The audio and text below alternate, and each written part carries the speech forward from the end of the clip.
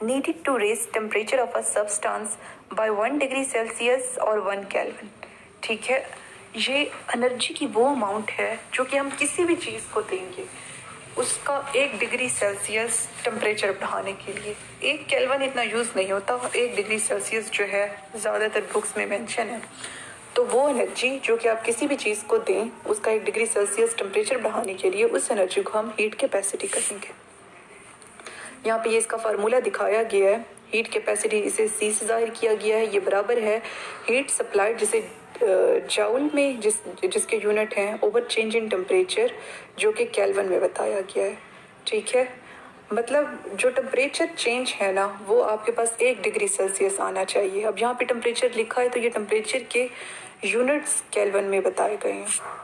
ठीक है, तो हमारे पास हीट कैपेसिटी क्या है, ये C is equal to Q by T है। Q जो है हमारे पास हीट है, T हमारे पास टेम्परेचर है। तो इसके हीट कैपेसिटी के फिर यूनिट क्या होंगे, जाउल ओवर क्या, जाउल पर केल्विन या फिर जाउल पर डिग्री सेल्सियस। अच्छा, इसके यूनिट क्या है, जाउल पर केल्विन या फिर जाउल पर डिग्री सेल्सियस। इसकी ज़्यादा यूजफुल फॉर्म्स कौन सी हैं, इसका फार्मूला अगर हम चेंज करें तो हीट को यहाँ रहने दे, टेम्परेचर इधर डिवाइड हो रहा है, ये दूसरी जगह जाके जो है मल्टीप्लाई हो जाएगा। तो हीट सप्लाइड यानी कि Q बराबर है Q is equal to C multiplied by del T. तो ये हमारे पास हीट कैपेसिटी है। अच्छा, अब स्पेसिफिक हीट कैपेसिटी क्या होती है, ये भी है हीट कैपेसिटी ही, लेकिन इसमें ना हम एक स्पेसिफिकेशन लगा देते हैं कि वो जो चीज़ है ना उसका मैस 1 kg होना चाहिए, 1 किलोग्राम होना चाहिए। ठीक है, तो जब हम एनर्जी दें सिस्टम को 1 डिग्री सेल्सियस उसका टेम्परेचर बढ़ाने के लिए, तो उस सिस्टम में जो सब्सटेंस है ना वो 1 kg होना चाहिए। अगर वो 1 kg है तो फिर उस एनर्जी को हम हीट कैपेसिटी नहीं कहेंगे, स्पेसिफिक हीट कैपेसिटी कहेंगे। तो स्पेसिफिक हीट कैपेसिटी हमारे पास क्या है, अमाउंट ऑफ हीट जो कि आप 1 kg सब्सटेंस को देंगे 1 डिग्री सेल्सियस या 1 केल्विन उसका टेम्परेचर बढ़ाने के लिए। अब इसका फार्मूला यहाँ पे ये मेंशन है, यहाँ पे एक minute, the capacity of a substance to store heat depend on chemical composition. जो कैपेसिटी होती है ना किसी भी सब्सटेंस की हीट को स्टोर करने की, वो उसकी केमिकल कंपोजिशन पर इन्हिसार करती है स्पेसिफिक हीट कैपेसिटी के मुताबिक।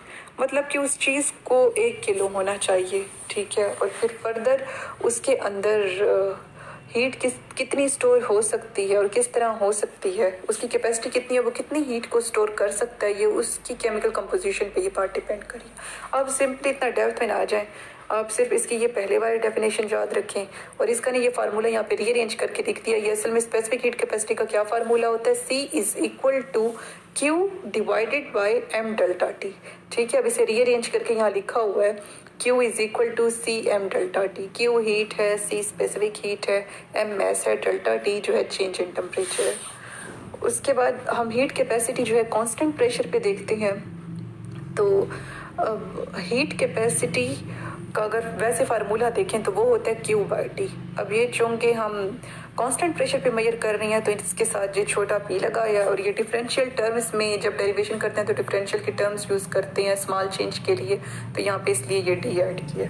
ठीक है, तो Cp बराबर है D Q P over D T के, या फिर सिंपल लफ्ज़ों में Cp बराबर है QP ओवर टी के।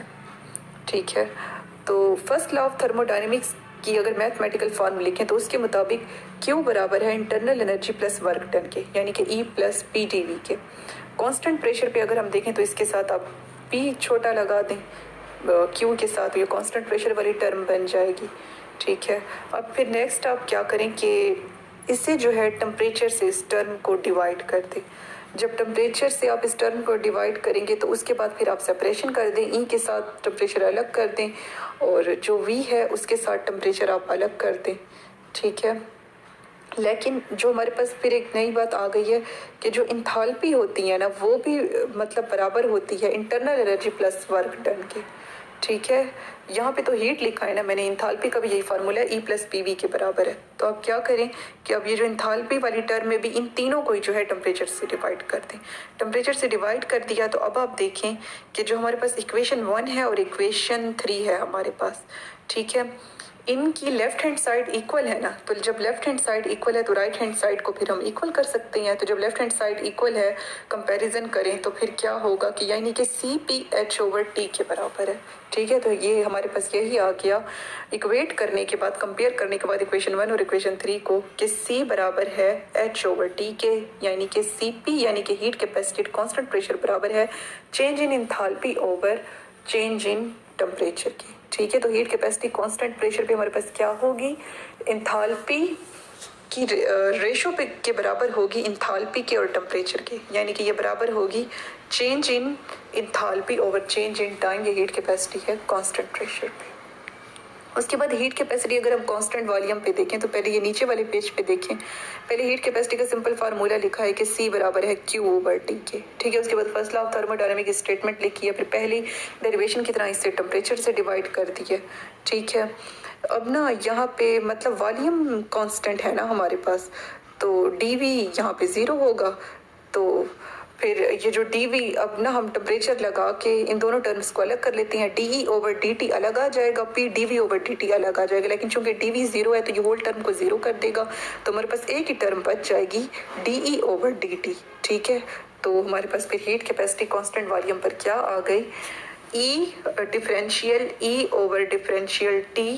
ठीक है, और इसके साथ ये वॉल्यूम की स्मॉल टर्म लगाई है क्योंकि ये काम कांस्टेंट वॉल्यूम पे हो रहा है। तो हीट कैपेसिटी कांस्टेंट वॉल्यूम पे हमारे पास क्या है, ये हीट कैपेसिटी कांस्टेंट वॉल्यूम पे हमारे पास बराबर है change in energy over change in temperature. Pressure पे change in enthalpy over change in temperature, और वॉल्यूम पे change in energy over change in temperature. तो ये जो है हमारे पास, उसके हमारे पास हीट कैपेसिटी आ गई कांस्टेंट वॉल्यूम और कांस्टेंट प्रेशर पे। उसके बाद हम इन दोनों का रिलेशनशिप देख लेते हैं, यानी कि ये जो CP और CV हमने निकाले, इनका रिलेशन क्या है। तो उसके लिए सबसे पहले जो है एंथैल्पी का फार्मूला लिखिए। एंथैल्पी बराबर होती है H बराबर है यानी कि internal energy plus work done, यानी कि E+PV। अब PV जो है आइडियल गैस इक्वेशन के मुताबिक, और अगर 1 मोल की हम निकाल रहे हैं, ठीक है, तो PV बराबर है, वैसे तो होता है PV/NRT, लेकिन N1 है यहाँ पर, तो यहाँ पे ये फिर RT बच जाएगा। तो PV RT के बराबर है, तो ये ऊपर वाले फार्मूले में जो PV है उसकी जगह RT मैं लिख सकती हूँ, तो PV की जगह RT मैंने मेंशन कर दिया। ठीक है, अभी सारी इक्वेशन को आप टेम्परेचर से जो है डिवाइड कर दें। टेम्परेचर से आपने डिवाइड कर दिया तो अभी हमने इक्वेशन ड्राइव की है कि H/T जो है वो CP के बराबर होता है, तो H/T की जगह CP आ गया, और हमने ड्राइव अभी किया है कि E/T CV के बराबर होता है, तो E/T CV आ गया हमारे पास, और DT से DT कैंसिल हमारे पास हो जाएगा। ठीक है, तो हमारे पास खाली R बच जाएगा। ठीक है, तो ये हमारे पास क्या आ गया, ठीक है, CP = CV + R। अब R को एक साइड पे रहने दें, C वाली टर्म्स को इकट्ठा कर दें, तो ये हमारे पास रिलेशनशिप आ गया CP - CV बराबर है R के, यानी कि heat capacity at constant pressure और heat capacity at constant volume का जो डिफरेंस होता है वो जनरल गैस कांस्टेंट के R के बराबर होता है, जिसकी वैल्यू है 8.31 जूल पर केल्विन मोल।